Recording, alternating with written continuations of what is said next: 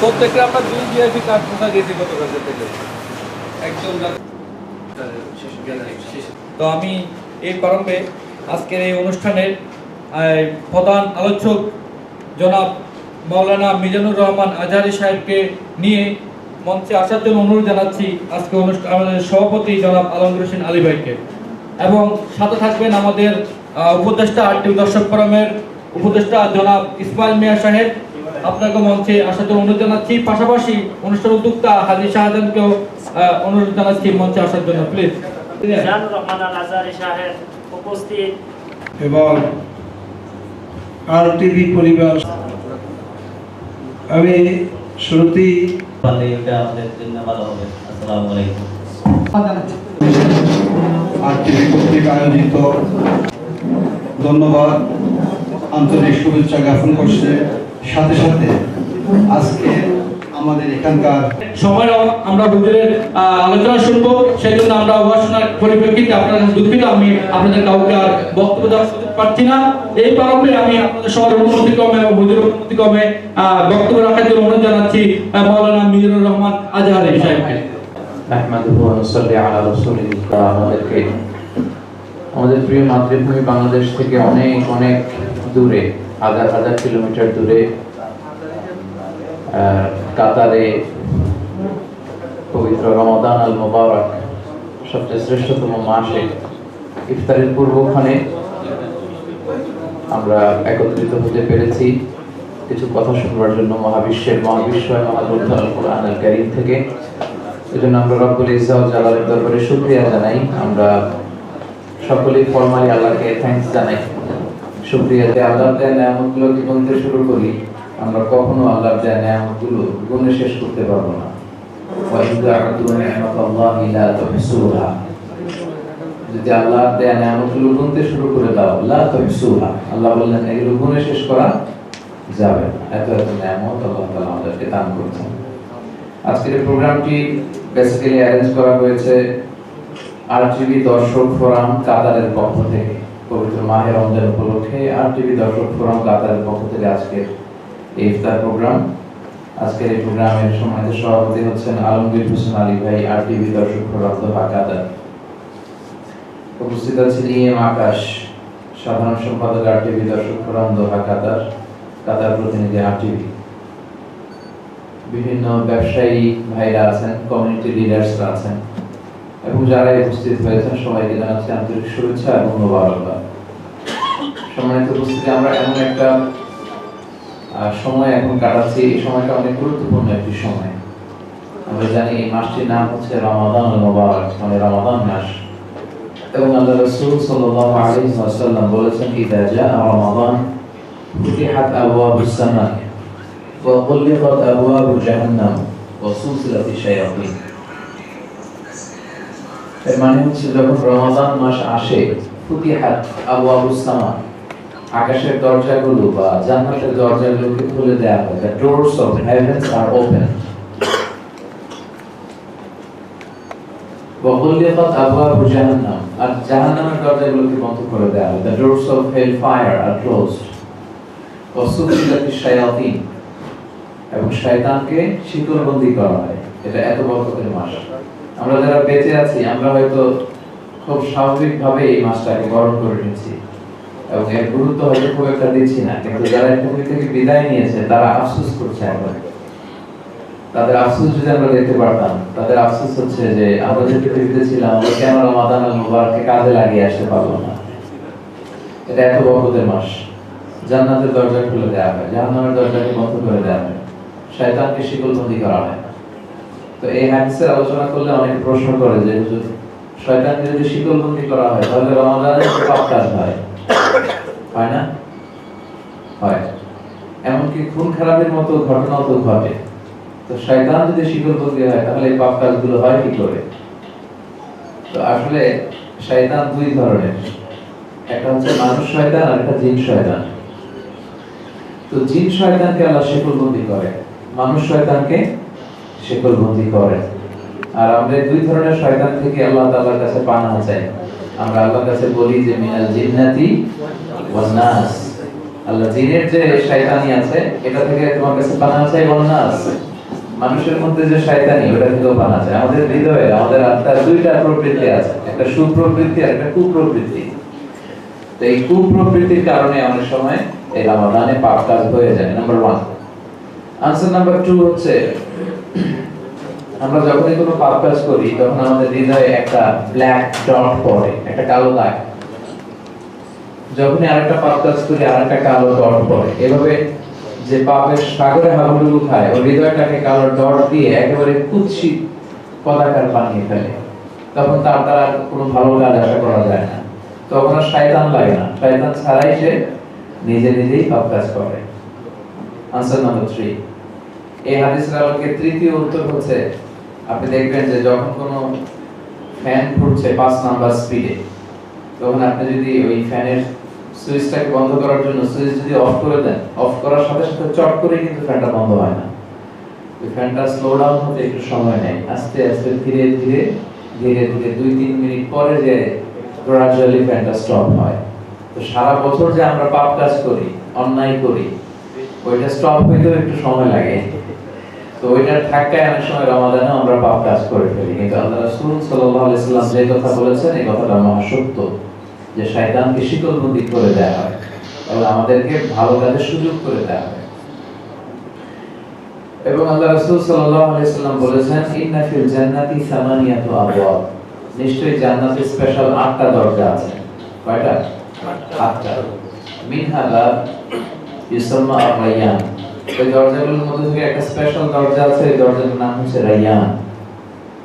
আল্লাহ রাসূল বলেছেন লা ইয়াদখুলুহু ইল্লা সাইমুন, রোজাদাররা ছাড়া কেউই এই রায়্যান দরজা দিয়ে ঢুকতে পারবে না। আরেক বর্ণনায় আল্লাহ রাসূল সাল্লাল্লাহু আলাইহি সাল্লাম বলেছেন মান দাখালাহু লাম ইয়াজমা আবাদা, একবার যে ব্যক্তি রায়্যান গেট দিয়ে জান্নাতে ঢোকার সুযোগ পাবে চিরকালের জন্য তার গলা থেকে তৃষ্ণা হারিয়ে যাবে। You will never be thirsty again, আর কখনো গলায় তৃষ্ণা থাকবে না। আপনাদের জন্য আল্লাহ তাআলা এই জান্নাতে স্পেশাল গেটটাকে প্রতিদিন ডেকোরেট করছেন, আর এই গেটটা ওয়েট করছে আপনাদের জন্য যে কখন এই গেট দিয়ে ঢুকে আপনারা এই গেটটাকে ধন্য করবেন। তোমরা শুধু আমি আমার খুতবার শুরুতে সূরাতুল বাকারার একটি আয়াত তেলাওয়াত করেছি এবং রমাদান কিংবা সিয়াম রিলেটেড আলোচনা আসলেই আমরা এই আয়াতটি শুনে থাকি। আয়াতে আল্লাহ ইরশাদ করছেন ইয়া আইয়ুহাল্লাযীনা আমানু কুতিবা আলাইকুমুস সিয়াম কামা কুতিবা আলাল্লাযীনা মিন ক্বাবলিকুম লাআল্লাকুম তাত্তাকুন, মানে হে বিশ্বাসীরা তোমাদের উপর সিয়ামকে ফরজ করা হয়েছে। O the believers, the fasting has been prescribed for you as it has been prescribed for the previous ummah. সিয়ামকে তোমাদের জন্য ফরজ করা হয়েছে যেভাবে এই সিয়ামকে তোমাদের আগে যত জাতি ছিল, উম্মাহ ছিল, নবী ছিল, তাদের সবার উপর ফরজ করা হয়েছে লাআল্লাকুম তাত্তাকুন, যাতে করে তোমরা মুত্তাকি হতে পারো। এই আয়াত থেকে বেসিক্যালি আমরা 3টা ইনফরমেশন পাই। কয়টা? 3টা। ইনফরমেশন নাম্বার 1 হচ্ছে আল্লাহ বলছেন কুতিবা আলাইকুমুস সিয়াম, এই বিশ্বাসীরা তোমাদের উপর সিয়ামকে ফরজ করা হয়েছে। প্রথম ইনফরমেশনটা হচ্ছে এই রমাদানে সিয়াম পালন করা নফল নয়। এই রমাদানে যে আমরা সিয়াম সাধন করছি এটা সুন্নাহ নয়, এটা কি? এটা ফরজ। ফামান শাহিদা মিনকুমুশ শাহরা ফালিয়াসুমহু, পুরো প্রাপ্তবয়স্ক নারী পুরুষ, ম্যাচিউরড ম্যান অর উইমেন, তারা যদি রমাদান মুবারক পায় তাদের জন্য সিয়ামকে ফরজ করেছে কে? আল্লাহ তাআলা ফরজ করেছে। তাহলে এই আয়াত থেকে প্রথম যে ইনফরমেশনটা পেলাম এটা হচ্ছে সিয়াম আমাদের জন্য ফরজ।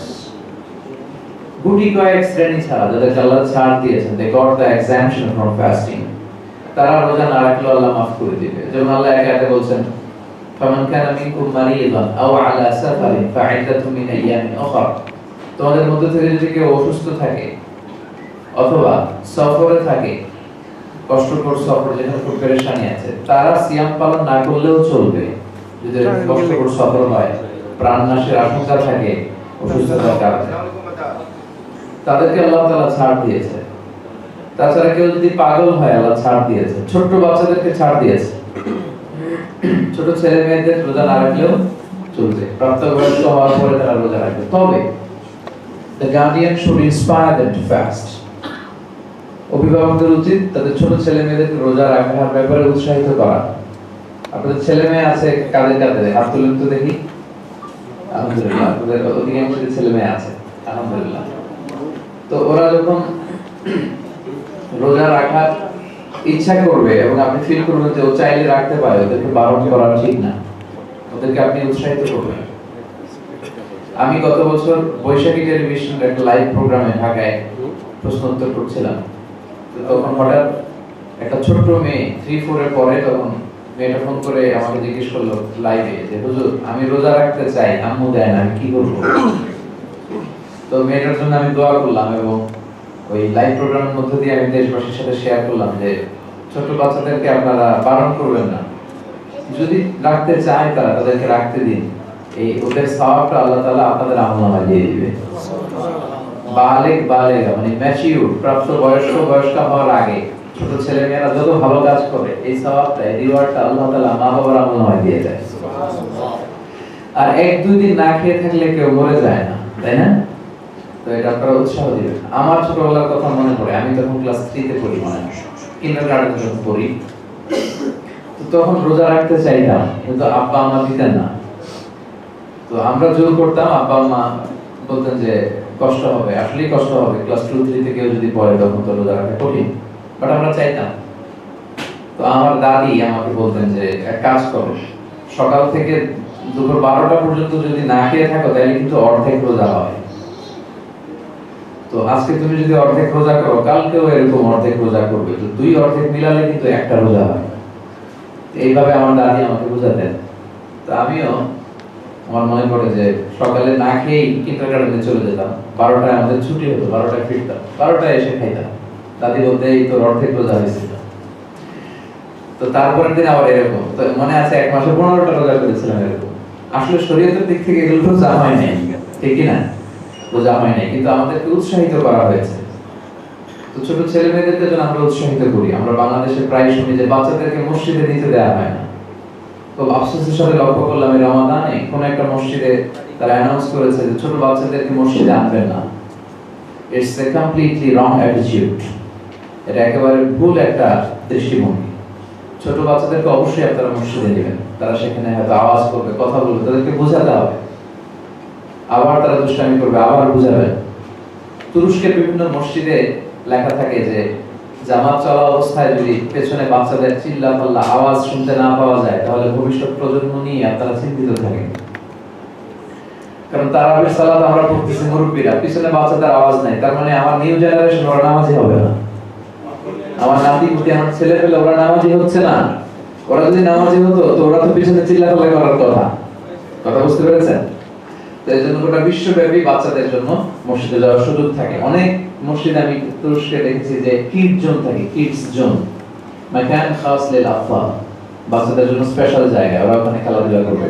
ওরা মসজিদে গেলেই না আমাদের কালচারের সাথে পরিচিত হবে, কিভাবে সালাত পড়ে, কিভাবে দোয়া করে, কিভাবে সিজদা করে, রুকু করে, কান্না করতে হয়, এটা ওরা দেখে দেখে শিখবে।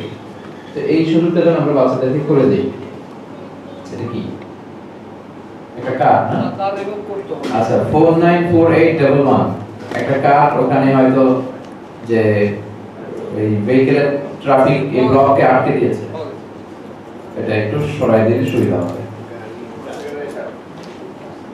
তো আমরা বলছিলাম যে এই আয়াত থেকে আমরা 3টা ইনফরমেশন পাই। প্রথম ইনফরমেশন পাই যে সিয়াম আমাদের জন্য ফার্জ করা হয়েছে, ছোট বাচ্চাদের জন্য সুযোগ দেওয়া হয়েছে, না রাখলেও চলবে। অসুস্থদের জন্য সুযোগ দেওয়া হয়েছে, না রাখলে চলবে। এরপরে আপনার যারা সফরে আছে তাদের জন্য সুযোগ দেওয়া হয়েছে, না রাখলেও চলবে। চলে আসে, সামনে আসে, তারপরে আরো কিছু ব্যক্তিবর্গকে সিয়ামের ব্যাপারে ছাড় দেওয়া হয়েছে, যেমন গর্ভবতী নারী, প্রেগন্যান্ট, তারপর আছে ব্রেস্ট ফিডিং মাদার, যে মায়েরা বাচ্চাদেরকে দুধ খাওয়ায়, এই শ্রেণীকে কিন্তু আল্লাহ ছাড় দিয়েছেন। তো এইভাবে কিছু শ্রেণীকে সিয়ামের ব্যাপারে ছাড় দেওয়া হয়েছে, বাকি সবার উপরে কিন্তু আল্লাহ তাআলা সিয়ামকে কি করেছে? ফরজ। আমার সাথে একটু কথা বলবেন, তাহলে আলোচনাটা ইন্টারেক্টিভ হবে। আমি আবার এক পেশে কথা বলতে পারি না, আমি শ্রোতাদেরকে নিয়ে কথা বলি আর কি, আমিও বলি, আমার শ্রোতারাও বলে। তো আমি যখন জিজ্ঞেস করি তখন বলে। গতকাল ফানার সেন্টারে দেখেছিলাম যে আমি নিষেধ করার পরও বলতেছি। ফানারে ছিলেন আপনারা? সবাই ছিলেন? আলহামদুলিল্লাহ। এরকম যদি পরিবেশ হতো পাহাড়ে, তাহলে এক ঠান্ডা মাথায় কথা বলতে পারবে না। পাহাড়ে কখনো আমাকে নিয়ে বসানো হচ্ছে এখানে, কখনো বসানো হচ্ছে ওইখানে, কখনো মাইক দিচ্ছে এইভাবে, কখনো ওইভাবে। কি করবে ওনারা? ধারণ ক্ষমতা যতটুকু হলরুমের তার চেয়ে 3-4 গুণ বেশি উপস্থিতি। হ্যাঁ, 5-6 গুণ বেশি হবে। 10,000-এর মতো লোক ফেরত গিয়েছে না? ও আচ্ছা, তাহলে তো আমি ভুল স্ট্যাটাস দিয়েছি আমার পেজে। আমার পেজে আমি স্ট্যাটাস দিয়েছি যে ধারণ ক্ষমতার চেয়ে 3 গুণ বেশি লোক ছিল। অনেক বেশি লোক ছিল তাহলে। যারা এসে ফিরে গেল, আল্লাহ তাদেরকে তুমি সওয়াব থেকে মাহরুম করো। তারা নিঃসন্দেহে আল্লাহর কাছ থেকে সওয়াব পাবে ইনশাআল্লাহ। তো আলহামদুলিল্লাহ, আজকে ভাইদেরকে বলেছিলাম যে এই প্রোগ্রামটাতে যাতে ওইভাবে মাস ভাবে ইনফর্ম করা না হয়। ইনফর্ম করা হলে এখানেও আরেক ফানাল ঘটনা ঘটতো আর কি। আলহামদুলিল্লাহ, এখানে কাউকে বলা হয়নি, বিশেষ বিশেষ ভাইদেরকে বলা হয়েছে। তো আমরা খোলামেলা একটা পরিবেশে কথা বলার সুযোগ পাচ্ছি আলহামদুলিল্লাহ। তাহলে প্রথম ইনফরমেশনটা পেলাম যে সিয়ামকে ফার্স্ট করা হয়েছে আমাদের উপর। এটা নফল নয়, এটা সুন্নাহ নয়। So no excuse is granted. আমাদের পক্ষ থেকে কোনো এক্সকিউজ চলবে? আমরা যে কোনো এক্সকিউজ দিয়ে আল্লাহ এটা মেনে নেবে? কোনো ওজোর আপত্তি চলবে না, যারা প্রাপ্তবয়স্ক। 2 নম্বর যে ইনফরমেশনটা আমরা পাই এই আয়াত থেকে, আল্লাহ বলেন কামা কুতিবা আল্লাযিনা মিন ক্বাবলিকুম। এই সিয়ামকে শুধু তোমাদের উপরই ফরজ করা হয়নি, তোমাদের আগে যত জাতি ছিল, জাতি গোষ্ঠী, যত উম্মাত এসেছিল, যত নবী এসেছিল, সবার উপরে সিয়াম ফরজ করা হয়েছে। আলহামদুলিল্লাহ। এটা বলে বেসিক্যালি আল্লাহ আমাদেরকে সান্ত্বনা দিচ্ছেন, আমাদের সাহস যোগাচ্ছেন। কারণ টানা 29 দিন বা 30 দিন যে টাইমে না খেয়ে থাকা, এটা তো 4টেখানি কথা না। তো আল্লাহ সান্ত্বনা দিয়ে বলছেন যে এটা শুধু তোমাদের উপরই নয়, তোমাদের আগেও যত উম্মাহ ছিল সবার উপরে এই সিয়ামকে আমি ফরজ করে দিয়েছি। তবে এই সিয়ামের পদ্ধতিটা ভিন্ন ছিল। আমাদের যেমনি টানা 30 দিন বা 29 দিন রাখতে হয়, অন্যান্য অনেক উম্মতের সময় এরকম ছিল না, কম বেশি ছিল, কিন্তু ছিল সবার উপর সিয়াম ফরজ ছিল। কোন কোন উম্মতের সময় মাত্র 10 দিন রোজা ফরজ ছিল বছরে। কয়দিন? 10। কোন কোন নবীর সময় 3 দিন রোজা ফরজ ছিল। 3 দিন, আইয়ামুল বিদের 3 দিন। কোন কোন নবীর সময় বছরে মাত্র 1 দিন রোজা ফরজ ছিল, কিন্তু ছিল।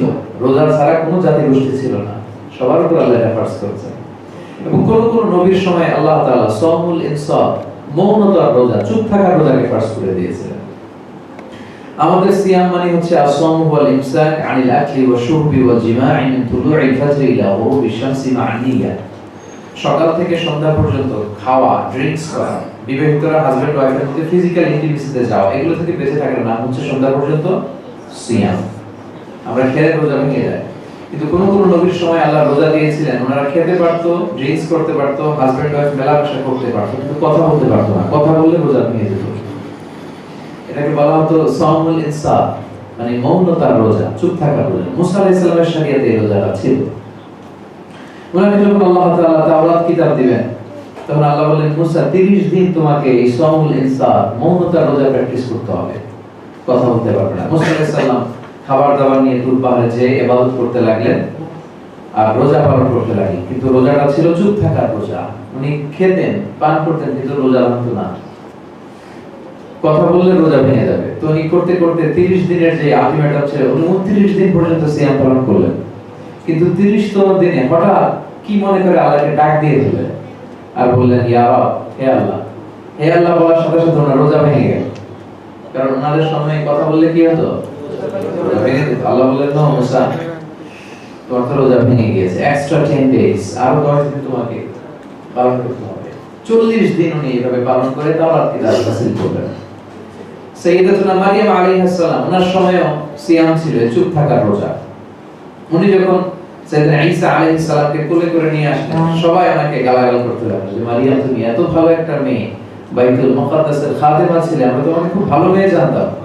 You didn't get married, from where you get a baby? তুমি বিয়ে করোনি, কিন্তু বেবি আসলো কোথা থেকে? বাচ্চা পেলে কোথায়?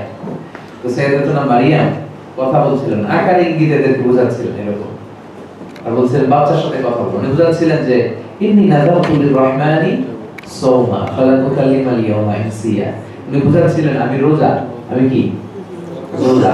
আর ওই সময় রোজা রাখলে কথা বলা যেত না। উনি ইঙ্গিত করে বলছিলেন আমি রোজা, আমি কথা বলতে পারবো না, এই বাচ্চার সাথে কথা বলবো। তো এই কথাগুলো বলার উদ্দেশ্য হচ্ছে সম্মানিত ভাইরা যে এই সিয়াম সব উম্মতের উপর ফরজ ছিল। কারো 10 দিন, কারো 5 দিন, কারো 3 দিন, কারো অন্তত চুপ থাকার রোজা, চুপ থেকে রোজা পালন করতে হবে। বর্তমান সময়ে যে ধর্মগুলো আছে, আপনি বৌদ্ধ ধর্মে যান, আপনি রোজা পাবেন। আপনি খ্রিস্টানদের ধর্মের খোঁজ খবর নেন, তারাও পালন করে এই না খেয়ে থাকে। তারা এর নাম দিয়েছে ফাস্টিং। কি বলে? ফাস্টিং। তারাও রোজা রাখে। আপনি হিন্দু ধর্মে যান, ওরা এটাকে বলে উপবাস। কি বলে? উপবাস। ইদানিংকালে আন্দোলনের একটা রূপ হয়েছে এই রোজা। হ্যাঁ, অনশন। অনশন ধর্মঘট নাম শুনেছেন না? মানে না খেয়ে থাকা। দাবি না মানলে আমরা খাবো না, দাবি মানলে আমরা খাবো। দেখবেন যে এই ড্রিঙ্কস টিঙ্কস নিয়ে এসে করে মন্ত্রীরা রোজা ভাঙায়, এরা অনশন করে, মানে কিছু খাবো না। তো ইটস কাইন্ড অফ ফাস্টিং, এটাও এক ধরনের রোজা। এবং বর্তমান সময়ে চিকিৎসা বিজ্ঞান উন্নত বিশ্বে যারা অবেসিটিতে আক্রান্ত, খুব বেশি মোটা হয়ে যাচ্ছে, তাদেরকে অটোফেজি দেয়া হচ্ছে। এটাও কাইন্ড অফ ফাস্টিং, রোজার মতো। এটার নাম দিয়েছে তারা অটোফেজি, যেটা আপনার দেহের দূষিত বর্জ্যগুলোকে নষ্ট করে দেবে। ক্যান্সারের সম্ভাবনা আছে এরকম সেলগুলোকে বার্ন করে দেবে, আপনার দেহটাকে ঝরঝরে করে দেবে। এই অটোফেজির উপর গবেষণা করে 2016 সালে একজন জাপানি সায়েন্টিস্ট নোবেল প্রাইজ পেয়েছেন। সেম সিয়াম, fasting and autophagy is the same. তো আল্লাহ বলেন কামা কুতিবা আলাল্লাযিনা মিন ক্বাবলিকুম, এই সিয়াম শুধু তোমাদের উপরে ফরজ করা হয়নি, তোমাদের আগে যত জাতি গোষ্ঠী ছিল সবার উপর সিয়াম ফরজ করা হয়েছে। দুইটা ইনফরমেশন দিলেন। ইনফরমেশন নাম্বার 3 হচ্ছে কেন এই সিয়ামকে ফরজ করা হয়েছে। What is the prime objective of fasting? এর কেন্দ্রীয় উদ্দেশ্য হচ্ছে, অবজেক্টিভ হচ্ছে লাআল্লাকুম তাত্তাকুন, যাতে করে তোমরা মুত্তাকি হতে পারো। This is the point. এই সিয়াম পালনের মূল উদ্দেশ্য হচ্ছে যাতে করে আমরা কি হতে পারি? কথা বলেন, মুত্তাকি হতে পারি। মুত্তাকি মানে আল্লাহর ভয় যেন আমাদের অন্তরে থাকে। সিয়ামের সাথে কেন আল্লাহ তাকওয়াল্লাহ, আল্লাহর ভয়ের বিষয়টা জুড়ে দিলেন? এর কারণ সিয়াম এমন ইবাদত যেটা দেখা যায় না, এটা শুধু আল্লাহ দেখে। কে দেখে? আমি যখন সালাত পড়ি এটা দেখা যায় যে আমি রুকু করছি, আমি সিজদা করছি। আমি যখন যাকাত দেই এটা দেখা যায় আমি টাকা দিচ্ছি, কেউ দিচ্ছে। আমি যখন হজ পালন করি এটা দেখা যায় আমি ইসা রেদা পড়ে লাব্বাইক লাব্বাইক জপতে জপতে আরাফাতের ময়দানে ছুটি। কিন্তু আমি যখন সিয়াম পালন করি এটাকে দেখা যায়? এই যে আপনারা যে সাইন দেখা যাচ্ছে, বোঝা যায়? আমরা যদি রুমে খেয়ে এসেও এখানে চুপ করে বসে থাকি আপনাদের মতো যে আমি রোজাদার, কেউ কি আইডেন্টিফাই করতে পারবে? না, পারবে না। এজন্য আল্লাহ সিয়ামের সাথে তাকওয়াকে জুড়ে দিয়েছেন। আল্লাহ বলেছেন এই সিয়াম পালনের মধ্য দিয়ে তোমার তাকওয়ার গুণটা ডেভেলপ হয়। লাআল্লাকুম তাত্তাকুন, so you can be God fearing, যাতে করে তুমি আল্লাহ ফিয়ারিং হতে পারো, আল্লাহ সচেতন হতে পারো। এই সিয়ামের মধ্য দিয়ে আমাদের তাকওয়ার গুণটা ডেভেলপ হয়। এজন্য প্রতিনিয়ত আমরা যে সারাদিন সিয়াম পালন করছি আমাদের এটা খেয়াল রাখা উচিত যে আমাদের তাকওয়ার এই গুণটা ইমপ্রুভ হচ্ছে কিনা। Is it going up or is it going down? এই তাকওয়ার গুণ কি নিচের দিকে নামছে নাকি রেশিওটা উপরের দিকে উঠছে? যদি প্রতিনিয়ত আমি ফিল করি না আমার ইবাদত, আমার কার্যক্রম, আমার কথাবার্তা, আমার আচরণ সবকিছু দিয়ে আমার তাকওয়ার এই গুণটা ডেভেলপ করছে, তার মানে উই আর দ্য গেইনার। তাহলে আমরা আসলে যে কারণে আল্লাহ সিয়াম দিয়েছিলেন সেটা আমরা অর্জন করতে পারছি। আর যদি এমন হয় যে না খেয়ে আছি ঠিকই কিন্তু মিথ্যা কথাও বলি, চুগলখুরিও করি, গীবত করি, চোখের সিনা করি, তাহলে আসলে এই সিয়াম আমাদেরকে কোনো উপকার করে দিতে পারবে না। এদের সম্মানিত ভাইরা, লাআল্লাকুম তাত্তাকুন, যাতে করে তাকওয়ার গুণ আমরা অর্জন করতে পারি, এটাই হবে রমাদানে আমাদের মূল টার্গেট। ইসলামের দ্বিতীয় খলিফা সাইয়েদনা ওমর ফারুক রাদিয়াল্লাহু তাআলা আনহু উবাই ইবনে কাব রাদিয়াল্লাহু তাআলা আনহুকে একবার জিজ্ঞেস করেছিলেন, ইয়া উবাই মা হুয়া তাকওয়া, হে উবাই তাকওয়া কি? তো উবাই ইবনে কাব উত্তর না দিয়ে উনিও আবার প্রশ্ন করলেন, ইয়া আমার আমার সালাকতা তরিকান যা শারুক, হে ওমর তুমি কি কখনো মরুভূমিতে কাঁটাযুক্ত কোনো রাস্তায় হেঁটেছো যেখানে কাঁটা, ক্যাকটাস, গুল্মলতা? ওমর ফারুক বললেন হ্যাঁ হেঁটেছি। উবাই বললেন কিভাবে হেঁটেছো? সাইয়েদনা ওমর ফারুক বললেন ইজতাহাদতু ওয়া তাশাম্মাতু, খুব সাবধানে হেঁটেছি, আমার জামা জুব্বা টেনে আঁটো-সাঁটো করে এমন ভাবে চলেছি যাতে আশেপাশের কাঁটা, ক্যাকটাস আমার জামায় না লাগে, আমি ব্যথা না পাই। উবাই ইবনে কাব বললেন হাদা হুয়া তাকওয়া, এটাই তো তাকওয়া। তুমি যে বললা তাকওয়া কি, আমাকে জিজ্ঞেস করতেছো, তুমি নিজেই তো জানো এটাই তাকওয়া। দিস ইজ কল্ড তাকওয়া। ওই কাঁটাযুক্ত রাস্তায় যেভাবে চলেছো পুরো দুনিয়ার জিন্দেগিটা এইভাবে চালাতে হবে। চলতি পথে শয়তানের হাতছানি, পাপ পঙ্কিলতার হাতছানি জানে ভাই তোমাকে গ্রাস করতে চাইবে, কিন্তু ওইদিকে নজর না দিয়ে ওইদিকে মনকে মনোনিবেশ না করে এমন ভাবে সিরাতুল মুস্তাকিমের রাস্তায় চলতে হবে যে এই পথ চলাটা শুরু হবে দুনিয়াতে আর শেষ হয়ে যাবে একেবারে জান্নাতুল ফেরদাউসে। দিস ইজ তাকওয়া লাআল্লাকুম তাত্তাকুন। এই সিয়াম পালনের মধ্য দিয়ে আমরা এই তাকওয়ার গুণটা অর্জন করি। কিভাবে এই তাকওয়ার গুণটা আমরা বাড়াতে পারি?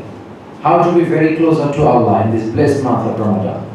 কিভাবে এই রমাদানে আমরা তাকওয়ার গুণটা অর্জন করে আমরা আল্লাহর কাছে যেতে পারি? আল্লাহ রাসূল সাল্লাল্লাহু আলাইহি ওয়াসাল্লাম বলেছেন, আল্লাহর কাছে যাওয়ার, আল্লাহর নৈকট্য অর্জন করার সবচেয়ে বড় মাধ্যম হচ্ছে সুজুদ, সিজদা। আল্লাহ বলেছেন ওয়াসজুদ ওয়াক্তারিব, সিজদা দাও আমার কাছে আসো।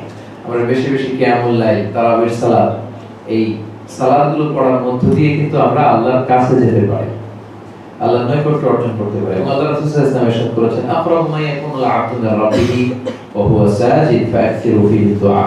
তোমরা যখন সিজদায় লুটিয়ে পড়ো তখন তোমরা আল্লাহর সবচেয়ে কাছে চলে যাও, ফলে ওই টাইমটাতে বেশি বেশি দোয়া করো। কি করো? দোয়া করো। আমরা যখন নফল এবং সুন্নাহ নামাজ পড়বো আমরা কিন্তু বেশি বেশি দোয়া করতে পারি, কারণ ওই দোয়াটা আল্লাহ শুনবেন বেশি। আল্লাহর নৈকট্য পাওয়ার আর অনেকগুলো মাধ্যম আছে। আল্লাহর নৈকট্য পাওয়ার আরেকটা মাধ্যম হচ্ছে চ্যারিটি করা, দান সদকা করা। যে ব্যক্তি দান করে তাকে আল্লাহ খুব বেশি পছন্দ করে, দানশীল ব্যক্তিকে আল্লাহ পছন্দ করে।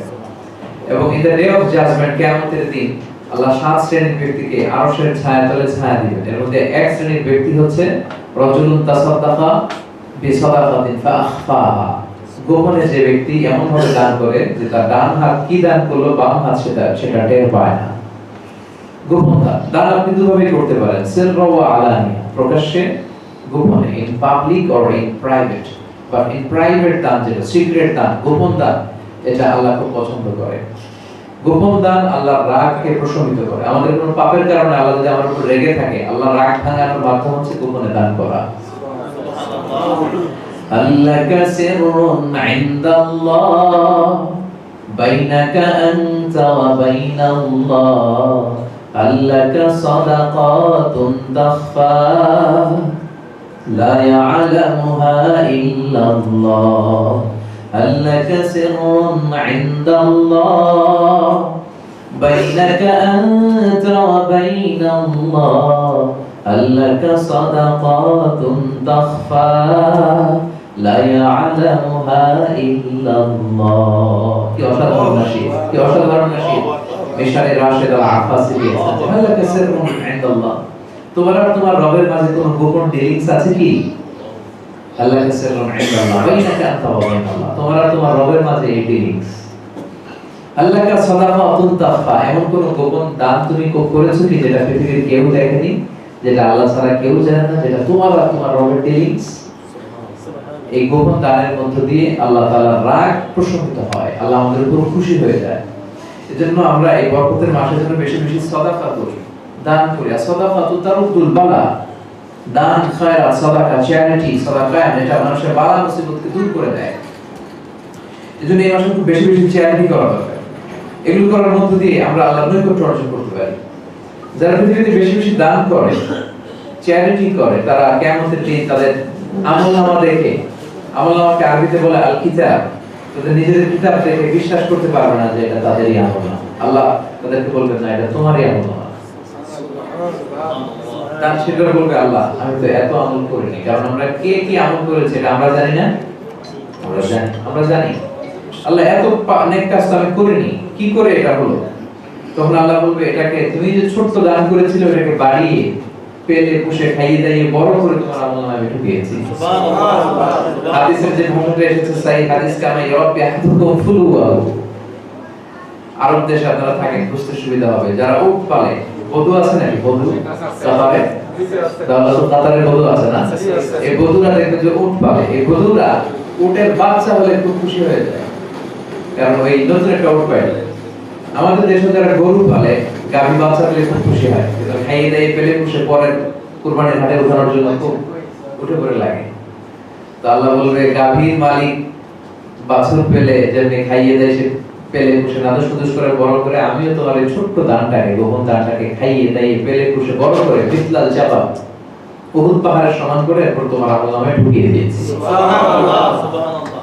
এজন্য এই গোপন দানটা আল্লাহর কাছে খুব প্রিয়। আমরা যেন এই গোপন দান করি যেটা আল্লাহর রাগকে প্রশমিত করবে, and it makes us very closer to Allah in this blessed month। এবং এই ইবাদতের মধ্যে দিয়ে আমরা আল্লাহর খুব কাছে যেতে পারি। আমরা জানি এই রমাদানটা হচ্ছে শাহরুল নুজুলিল কোরআন, কোরআন নাজিলের মাস। এজন্য আমাদের উচিত কোরআনের সাথে সম্পর্ককে বাড়ানো।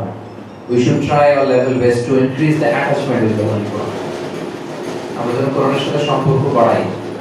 আমরা সকালে বিকেলে অবসর সময়ে একটু বেশি বেশি কোরআন তেলাওয়াত করি, বিশেষ করে অর্থ সহ যেন কোরআন পড়ি। মাতৃভাষায় কোরআন পড়া এটা আমাদের জন্য ফরজ। আমি আমার দাওয়াতি ক্যারিয়ার খুব বেশি দিনের না, আপনারা জানেন, এখানে অনেকেই আছেন আমার সিনিয়র বয়সে। তো আমি আমার দাওয়াতি ক্যারিয়ারের শুরু থেকে আমার স্লোগান বাংলাদেশের মাতৃভাষায় কোরআন বুঝতে হবে, কারণ আল্লাহ যা বলা সব বলে দিয়েছে, নতুন করে কিছু বলবেন না। সো আপনাকে মাতৃভাষা, you have to understand the meaning of the Holy Quran in your own mother tongue, in your own language।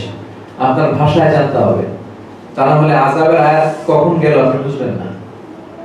মসজিদুল হারামে এবার আমি হজের মৌসুমে শেখ আব্দুর রহমান সুদাইসকে পেয়েছিলাম ইমাম হিসেবে কয়েকদিন টানা।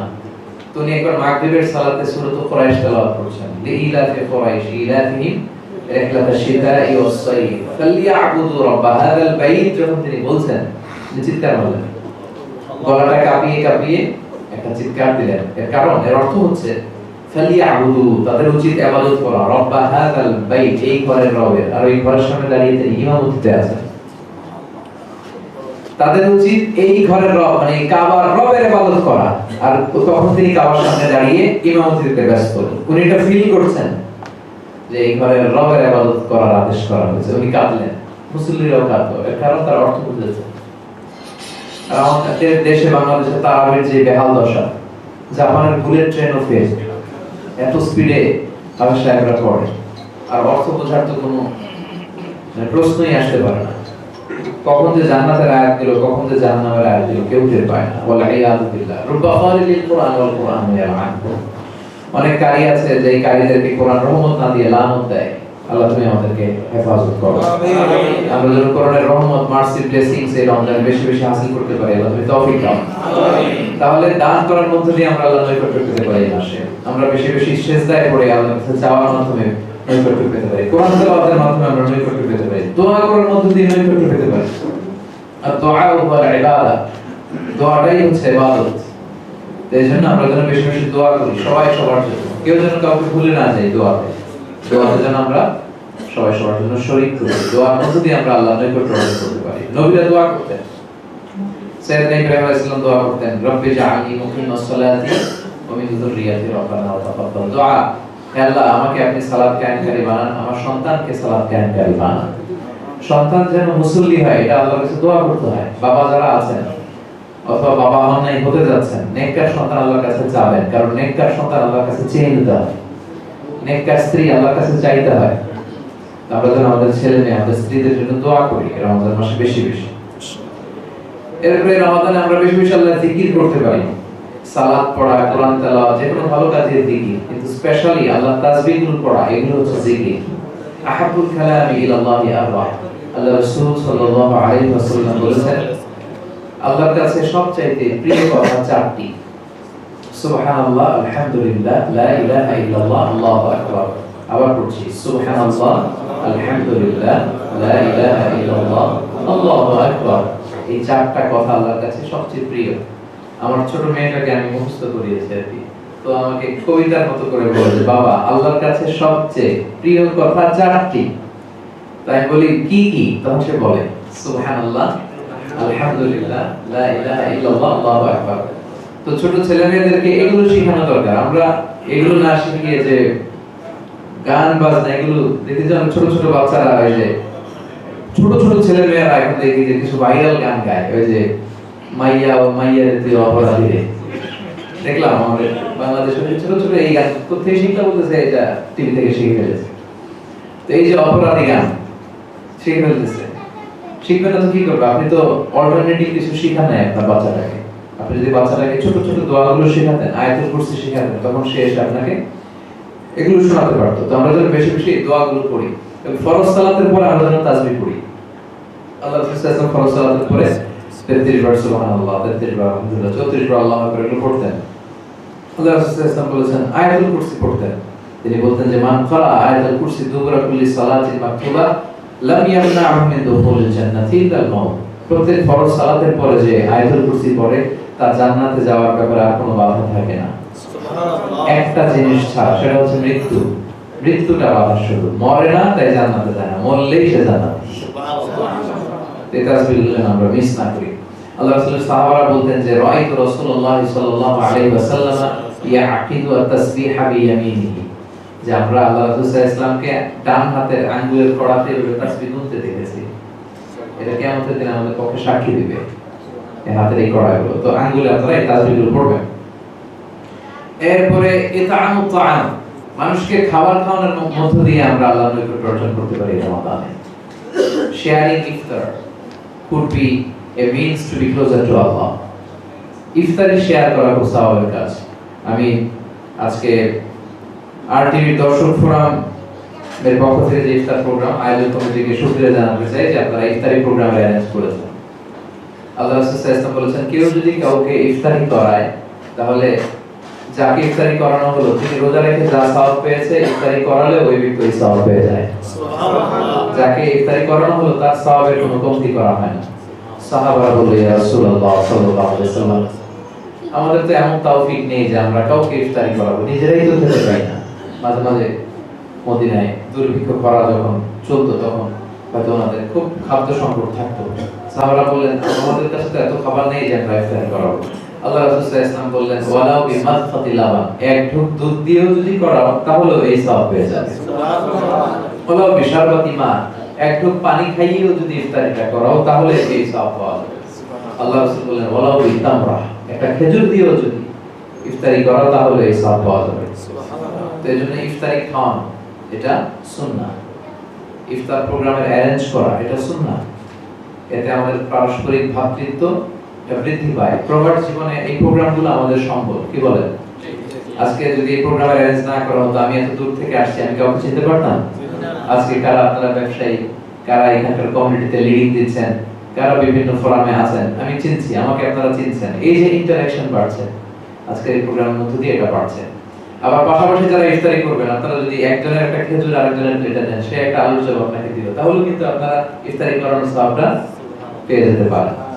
তো এই ইতআমু তাআম এটা খুব জরুরি। আল্লাহ রাসূল সাল্লাল্লাহু আলাইহি ওয়াসাল্লাম মক্কা থেকে যখন মাইগ্রেট করে মদিনায় গেলেন, তিনি মদিনায় যে খুব লম্বা চড়া বক্তব্য দেন নাই। প্রথমে মদিনাতে যেয়ে বললেন যে শান্তির বাণী ছড়িয়ে দাও, সালাম দাও, রাত্রিবেলা সালাম পড়ো, আর খাদ্য সংকট দূর করে দাও। মদিনার খাদ্য সংকট দূর করা এটা ছিল আল্লাহ রাসূলের প্রথম চ্যালেঞ্জ। তিনি বললেন খাওয়াও, যাদের সম্পদ আছে দারিদ্রদের জন্য তোমরা খাবারের রাস্তাকে উন্মুক্ত করে দাও, খাদ্যের সংকট যেন মদিনায় না থাকে। সুবহানাল্লাহ। কিভাবে আল্লাহ রাসূল সাল্লাল্লাহু আলাইহি ওয়াসাল্লাম খাবারের ব্যাপারে উৎসাহিত করেছেন। আমরা একে অপরকে এরকম ইতআমু তাআম, ইতআমু সাহুর, ইতআমুল ফুতুর এগুলো করে কিন্তু এই সওয়াবটা নিতে পারে। এবং আমাদের সাহরি খাওয়া উচিত। অনেকে বলে যে সাহরি না খেলেও তো রোজা হয়, অনেকে বলে এটা ঠিক, রোজা হয়, কিন্তু আপনি বরকত থেকে মিস হয়ে গেলেন। আল্লাহ রাসূল সাল্লাল্লাহু আলাইহি ওয়াসাল্লাম বলেছেন তাসাহহারু ফা ইন্না ফিস সাহুরি বারাকা, তোমরা সাহরি খেও, কারণ সাহরির ভিতরে আল্লাহ বরকত ঢুকিয়ে দিয়েছেন। সুবহানাল্লাহ। আপনি সামান্য কিছু যদি খান, সামান্য একটু ড্রিঙ্কস খেলেন, একটা কলা খেলেন, বা একটা খেজুর খেয়েও যদি আপনি সাহরিটা সারেন, দেখবেন যে সারাদিন একটা তরতাজা ভাব দেহের ভিতর, একটা বারাকা আপনি ফিল করছেন। তো এইভাবে আমরা অন্যকে খাওয়ানোর মধ্যে দিয়ে আমরা আল্লাহর নৈকট্য অর্জন করতে পারি। সর্বশেষ যে কথাটা বলবো, লাস্ট 10 ডেজ অফ রমাদান, কয়টা আছে? সময় হয়ে গেছে না? 10 মিনিট আছে। তাহলে শেষ 10 দিনের জন্য আমরা কদরের বরকত মিস না করি। আল্লাহ রাসূল বলেছেন মান কারিমা খায়রাহা ফাকাদ কারিম, যে কদরের বরকত মিস করলো সে সব মিস করলো। তো আমরা 21 তারিখ, 23 তারিখ, 25, 27, 29 এই 5 দিন যেন এক নাগাড়ে সমানতালে ইবাদত করি, যাতে এই খায়রুম মিন আলফি শাহর, হাজার মাসের চেয়ে সেরা যে বরকতের শান্তিময় রাত, এই রাতের বরকত যেন আমরা মিস না করি। আল্লাহ আমাদের সবাইকে কথাগুলো বোঝা বা আমল করার তৌফিক দান করুন। আমিন। সুবহানাল্লাহি ওয়া বিহামদিহি আশহাদু আল্লা ইলাহা ইল্লা আনতা আস্তাগফিরুকা ওয়া আতুবু ইলাইক।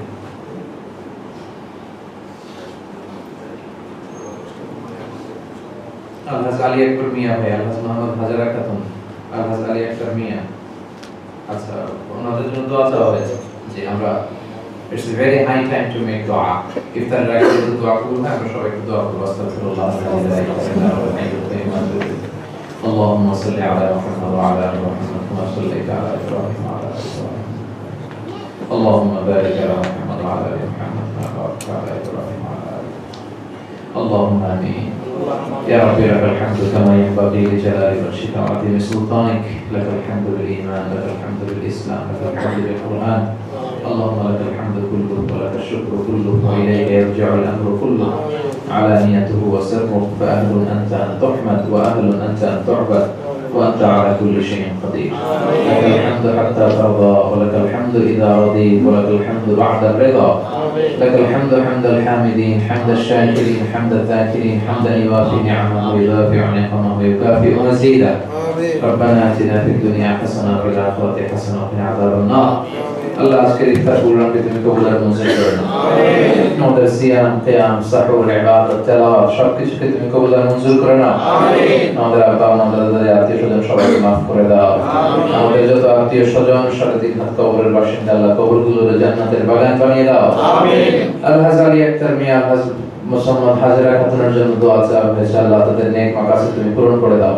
আমিন। আল্লাহ প্রবাস জীবনে যেন আমরা হাতে হাত রেখে কাঁধে কাঁধ মিলিয়ে ভ্রাতৃত্বের বন্ধনে আবদ্ধ থেকে বাংলাদেশের সুনামকে অটুট রাখতে পারি তুমি তৌফিক দাও।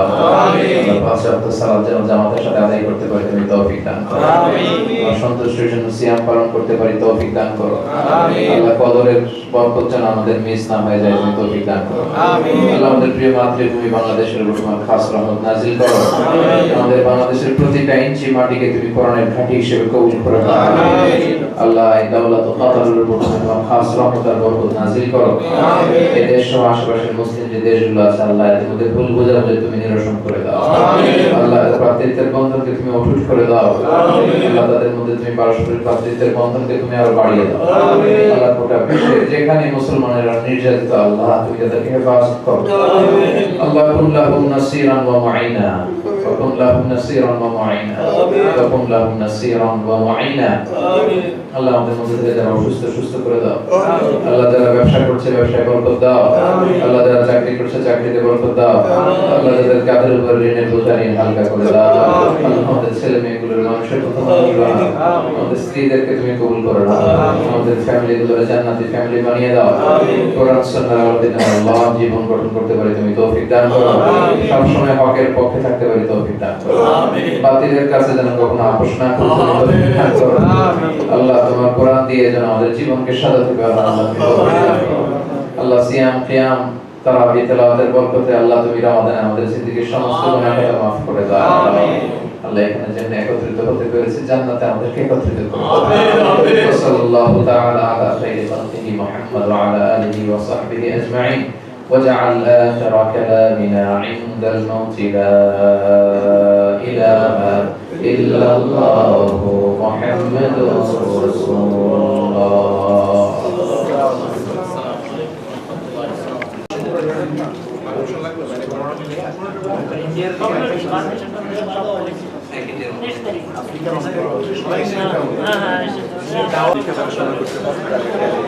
ওটা এটা একটা ব্যবস্থা করতেছে।